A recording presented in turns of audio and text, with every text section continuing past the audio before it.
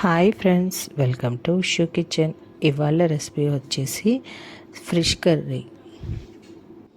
పర్ఫెక్ట్గా and super taste తోటి fish కర్రీని ఎలా ప్రిపేర్ చేసుకోవాలో ఈ వీడియోలో చూద్దాం. వీడియో ఎండ్ దాకా చూడండి, స్కిప్ చేయకుండా. అయితేనే రెసిపీ ఫుల్ డీటెయిల్స్ మీకు తెలుస్తాయి.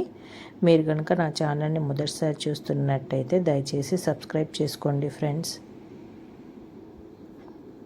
కంప్లీట్గా ఒక ఫిష్ని తీసుకొని చిన్న చిన్న పీసెస్గా కట్ చేసుకొని శుభ్రంగా వాష్ చేసి పక్కన పెట్టుకోవాలి.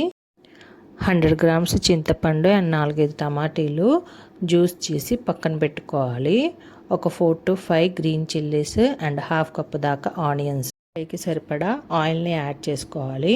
ఇప్పుడు ఆల్రెడీ చాప్ చేసి పెట్టుకున్న హాఫ్ కప్ దాకా ఆనియన్స్ని ఆయిల్లో వేసుకొని వీటిని లో ఫ్లేమ్లోనే దోరగా వేయించుకోవాలి. మధ్య మధ్యలో కలుపుకుంటూ ఆనియన్స్ని వేయించుకోవాలండి.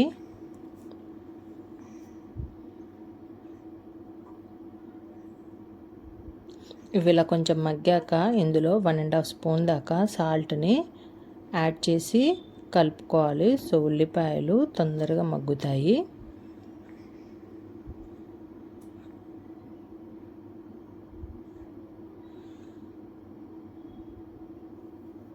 ఇప్పుడు ఇందులోనే గ్రీన్ చిల్లీస్ని యాడ్ చేసుకొని మధ్య మధ్యలో కలుపుకుంటూ ఫ్రై చేసుకోవాలి.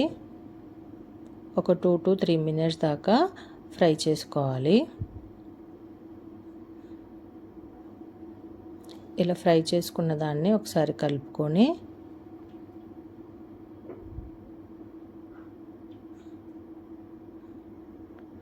ఇప్పుడు ఇందులో జింజర్ గార్లిక్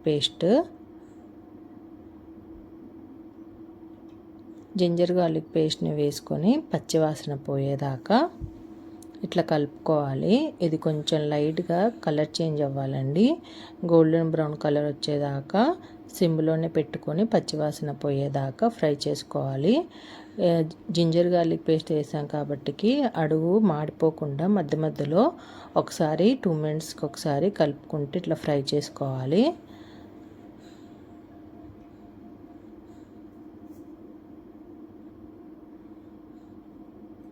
సో ఇవి కొంచెం మగ్గాయి కదా.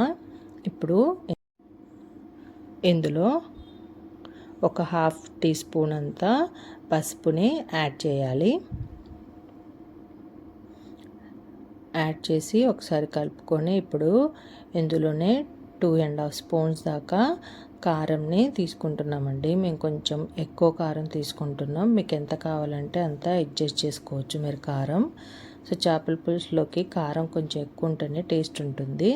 సో నేను దీన్నంతా ఒకసారి ఇట్లా కలుపుకున్న తర్వాత సో మంచి కలర్ వచ్చింది కదా చూడండి, మంచి స్మెల్ కూడా వస్తుంది. ఇవి ఇప్పుడు ఒక 2 మినిట్స్ దాకా కుక్ చేసుకోవాలి లో ఫ్లేమ్లో.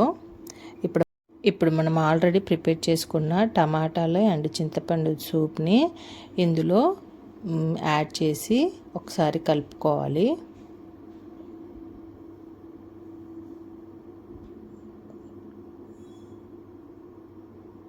ఇలా ఒకసారి కలుపుకున్న తర్వాత హై ఫ్లేమ్లో దీన్ని బాయిల్ చేసుకోవాలి.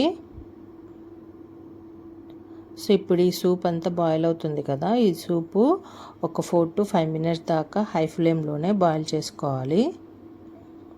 సో ఇది ఎంత ఎక్కువసేపు బాయిల్ అవుతే చేపల కూర అంత టేస్ట్ ఉంటుంది. సో ఒక 5 మినిట్స్ అయినా 4-5 పొంగులు వచ్చేదాకా బాయిల్ చేసుకోవాలి.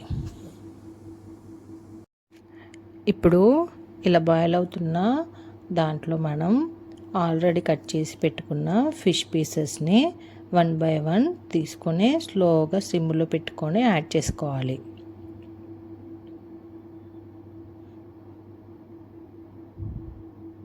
సో ఇలా అన్ని పీసెస్ని వేసుకున్న తర్వాత ఫిష్ కర్రీని చిన్నగా ఒకసారి కలుపుకోవాలి. పీసెస్ని టర్న్ చేసుకొని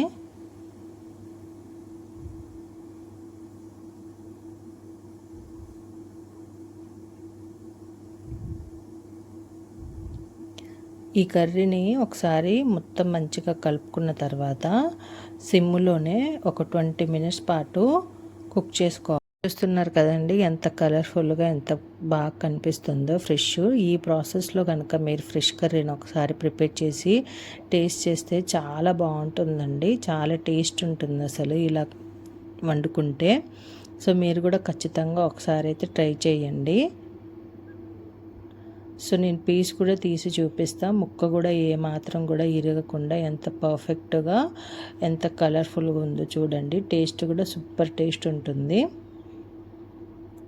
సో ఇప్పుడు ఇందులో ఫ్రెష్ మసాలా 2.5 స్పూన్స్ వేసి స్లోగా కలుపుకోవాలి. లేకపోతే ముక్కలు సపరేట్ అయిపోతాయండి, చిన్న చిన్న పీసెస్ లాగా అయిపోతాయి.